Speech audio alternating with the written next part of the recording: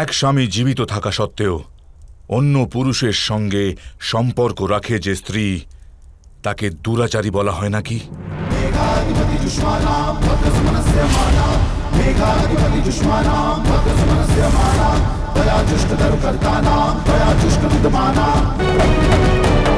আর্যাবর্তের অন্যান্য রাজ্যে এমন স্ত্রীলোকের কারাবাস বরাদ্দ হয়। ভবিষ্যতে যদি এমন প্রশ্নের সম্মুখীন হন আপনি, তবে আপনি কি ন্যায় বিচার করবেন যুবরাজ?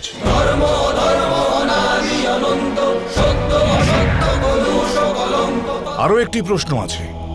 আমাদের রাষ্ট্রে সেনাপতি যতই শূরবীর হোক না কেন, যদি সে দুরাচারী প্রমাণিত হয়, তবে তাকে দণ্ড ভোগ করতে হয়। মহাভারত প্রতিদিন রাত ৯টায় কালার্স বাংলায় আর যে কোনো সময় জিও হটস্টারে।